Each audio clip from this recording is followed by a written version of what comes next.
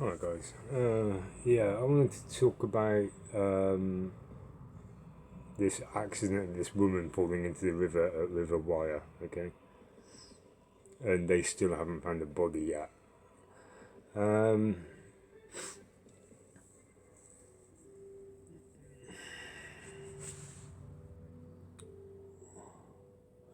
I mean, I've read some of the comments on the YouTube video, yeah, and it says, well, the body's probably been washed out to sea. And it's like, you do know that river is actually tidal, right? I mean, how do you know it's actually gone out to sea and not further up into the creek? Being told it can go both ways, you realise that, don't you? And not to mention all the little corners.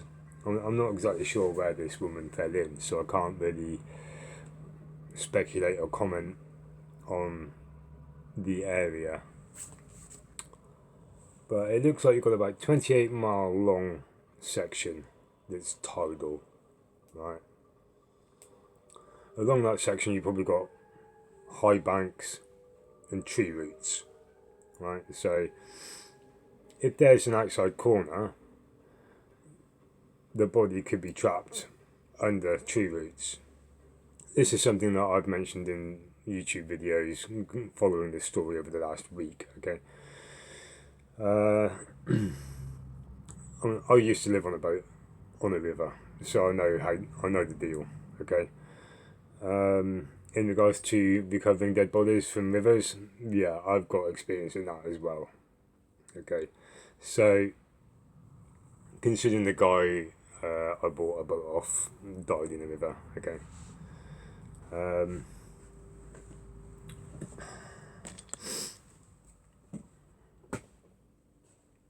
so yeah, it's just a case of within the week they still haven't found the body, and it's like Jesus, you know. I wouldn't know exactly what sort of resources they're throwing at this, to be honest with you, because I don't know a lot of details. All I've pretty much seen is a few sections on the TV or, you know, online or something like that. So I don't really know the whole fucking story. Some say she was walking a dog, blah blah blah. I don't know. She could have been walking the dog, but if it's somewhere where she always walks her dog, then I don't see what sort of problem she would have in regards to being around the river system. You know, I mean, I've lived on a river system for over 6 years, and yeah, I'm still fucking here, aren't I? So quite a lot of people are still here that live on the rivers, to be honest with you. So yeah, I mean, at this point, I don't know what the fuck the authorities are doing.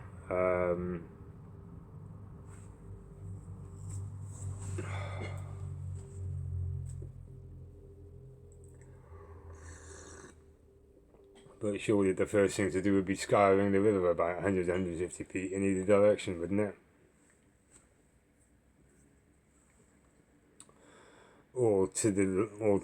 I mean, as I said, it all depends where she fell in.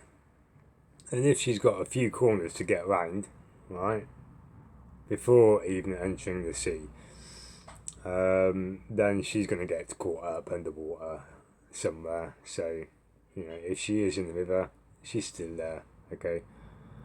And it's like, you know, a couple of years ago, somebody said this to me. Oh, it broke through the moorings and it's now drifting out towards fucking Great Yarmouth area. And I was like, that is not fucking possible, dude. You know, not from this.